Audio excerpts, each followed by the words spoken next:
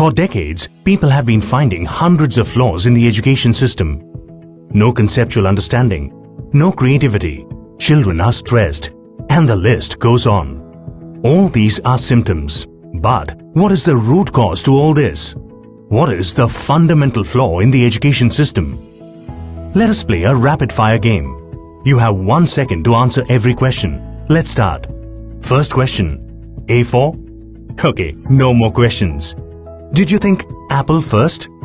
98% of people are most likely to think so. Because that was what we were told in our kindergarten. Imagine that this was done differently. Say we had asked you for all the words starting with A.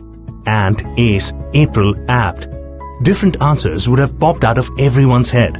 Do you see where the problem is? Before children start going to school, every child is unique. Every child thinks different.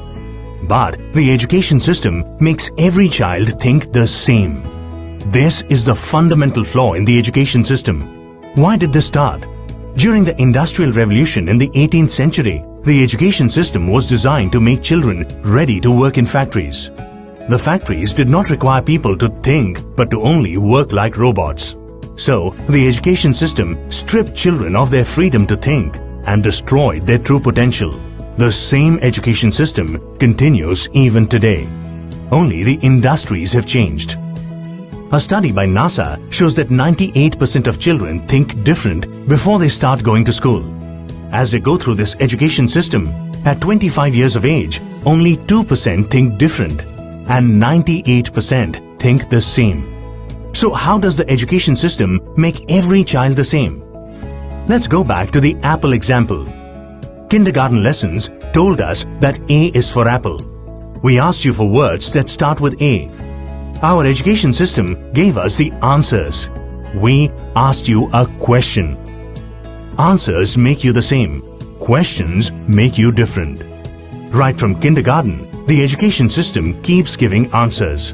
Instead of asking children how plants make food, the science teacher gives you the definition of photosynthesis. Instead of asking them to describe the sun, the teacher tells them that the sun is a ball of fire at the center of the solar system. Through their years in school, children lose the capability to think on their own. Whether it is their choice of career or their relationship or any situation in life, they become dependent on others for answers. They completely lose their true nature and their extraordinary potential remains unrealized.